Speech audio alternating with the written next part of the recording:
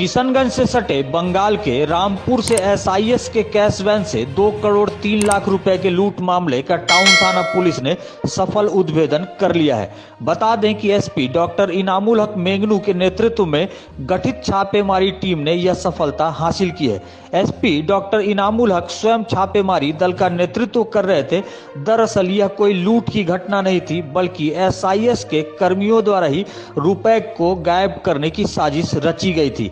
SP doctor Inamul हक मेंगनू ने शुक्रवार को पत्रकार वार्ता कर बताया कि पूरे मामले को साजिश के तहत अंजाम दिया गया था और 60 लाख रुपए बरामद कर लिए गए हैं। साथ ही 8 लोगों को गिरफ्तार किया गया है। एसपी ने कहा कि इन लोगों ने घर का भेदी लंका ढाए वाली कहावत को चरितार्थ करते हुए घटना को अंजाम दिया एवं अन्य साथियों को रुपया सुपुर्द कर पुलिस को गुमराह करने के लिए एक कहानी बनाई गई और इस पूरे मामले में गनमैन, ड्राइवर एवं अन्य कर्मी शामिल हैं।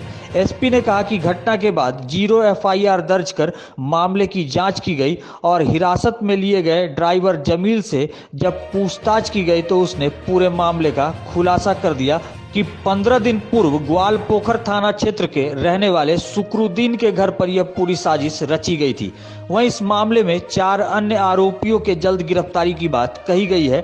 वहीं छापेमारी टीम में एसडीपीओ अनवर जावेद अंसारी, थाना अध्यक्ष अमर प्रसाद सिंह, सुमन कुमार सिंह, शाहनवाज खान, संजय यादव सहित अन्य पुलिस पदाधिकारी शामिल थे। खुलासा करने से पहले मुझे अपने बुजुर्गों की एक बात याद आती है, घर का बेदी लंका ढाए अपना था पर गैर का था। ये कोई लूट की घटना नहीं है।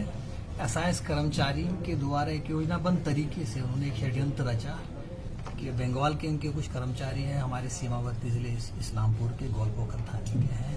उन्होंने एक योजना बना ली कि हम अपने कुछ सहयोगियों के साथ हम जब किशनगंज में कैश वैन में कैश लोड करेंगे, उसको बंगाल लेके अपने अन्य साथियों को हस्तगत कराकर पुलिस थाने में आकर केस करेंगे कि लूट घटना हो गई, पुलिस को चकमा देने के लिए। तो स्पष्ट है कि ये कोई लूट की घटना नहीं है।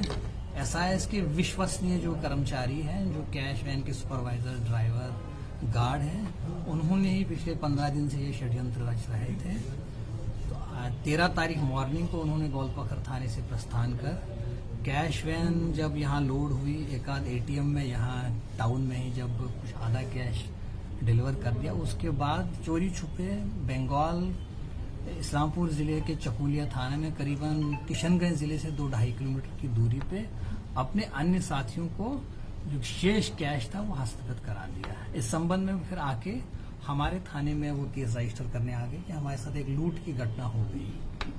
तो हमारे डीएसपी साहब के नेतृत्व में हमारा थाना का स्टाफ घटनास्थल का निरीक्षण करने गया तो पता चला कि घटना किशनगंज में नहीं हुई है, घटना इस्लामपुर जिले में हुई, चकुलिया थाना में। तत्पश्चात हमने दिल्ली हेडक्वार्टर, एसआईएस के दिल्ली हेडक्वार्टर से हमने गाड़ी का जीपीएस लॉग मंगाया।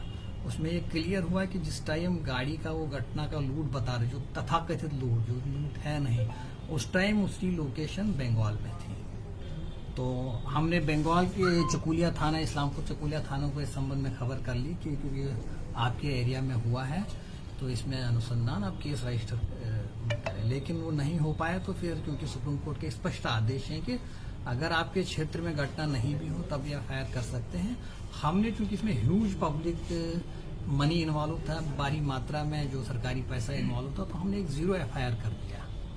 उस 0 एफआईआर के आधार पे अगले दिन जो एसआईएस सिक्योरिटी के जो पटना स्थित उनका ऑफिस है, उनके कुछ कर्मचारी आ गए कि वो बेसिकली संदेह व्यक्त कर दिए कि हमारे ही कर्मचारियों की कहीं ये षड्यंत्र नहीं है, उन्हीं की साजिश तो नहीं है। तो उनके आधार पे हमने एक अतिरिक्त एफआईआर रजिस्टर कर दिया।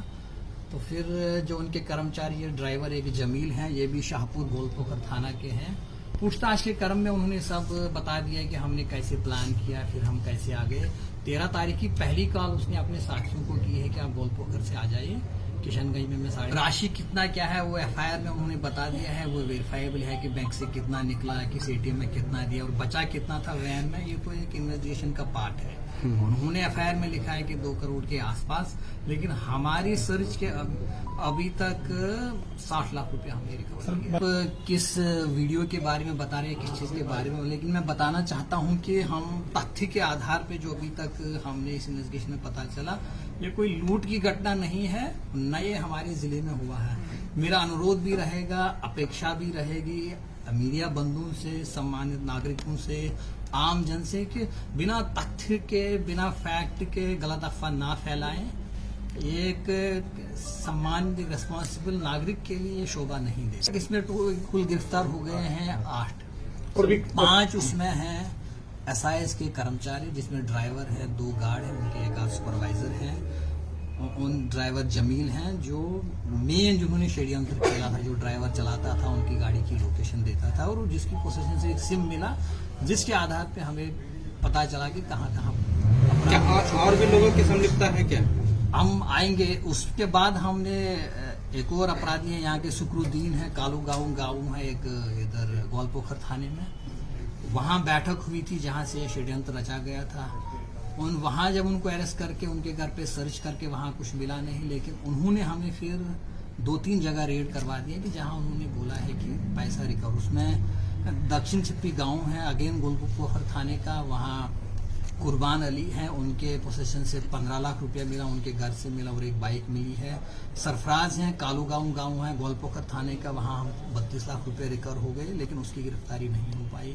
एक सोनू है जिसका हमारी टेक्निकल इंटेलिजेंस के आधार पे उनका लोकेशन यूपी तक हम ट्रैक कर पाए, उसके बाद उसका नहीं मिला लोकेशन, लेकिन उनके घर से 13 लाख रुपए को एक बाइक बरामद हो गई। एक तौसीफ है, उसको भी हम अरेस्ट नहीं कर पाए, लेकिन उनके घर से भी कुछ नहीं मिला है। और कुर्बान के घर से 15 लाख रुपए एक बाइक, तो इस तरह से टोटल 60 लाख रुपए